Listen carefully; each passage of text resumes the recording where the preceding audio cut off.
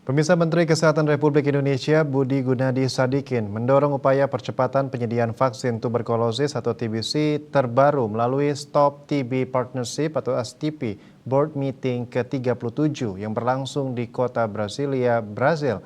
Budi melalui Biro Komunikasi dan Pelayanan Republik Kemenkes di Jakarta, Sabtu hari lalu mengatakan vaksin TBC dapat menjadi solusi perlindungan yang terjangkau secara ekonomi dan menjaga keberlangsungan produktivitas masyarakat.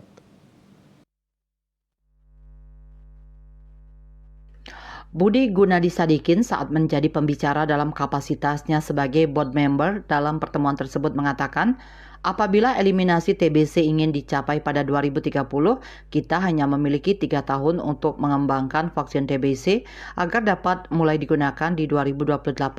Pengembangan vaksin harus dilakukan secara fokus. STP Board Meeting ke-37 yang berlangsung pada Jumat 9 Februari merupakan wadah kolaborasi dan komunikasi bagi organisasi dan individu dari berbagai sektor yang berkomitmen untuk mengakhiri tuberkulosis. Indonesia sebagai negara yang juga terdampak TBC, kata Budi telah meyakinkan seluruh anggota negara G20 agar melakukan investasi memadai sehingga vaksin TBC baru dapat tersedia dalam 3 tahun mendatang.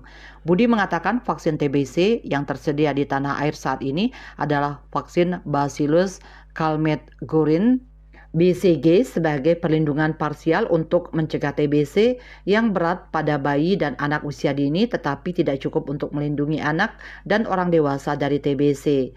Pengembangan vaksin TBC yang efektif menurut Budi perlu mencakup semua usia, terutama untuk anak dan orang dewasa dengan kemampuan menurunkan insiden 90% dan 95% menurunkan kematian.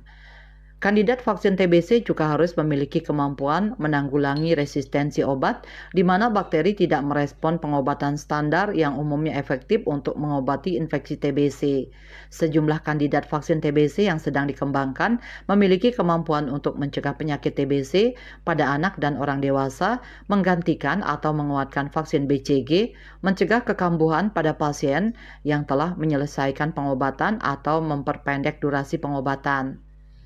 Indonesia aktif berkontribusi dalam 3 uji klinis kandidat vaksin TBC. Pertama adalah vaksin BMGF, vaksin yang awalnya dikembangkan oleh perusahaan farmasi asal Inggris. GSK ini memanfaatkan protein rekombinan. Kedua, vaksin yang dikembangkan melalui kerjasama perusahaan farmasi asal Cina, CanSino Bio, dan perusahaan farmasi asal Indonesia Etana. Pengembangan vaksin ini menggunakan vektor virus dan sedang diuji klinis fase pertama. Ketiga, vaksin yang dikembangkan oleh perusahaan bioteknologi asal Jerman, BioNTech, dan perusahaan farmasi asal Indonesia Bio Farma.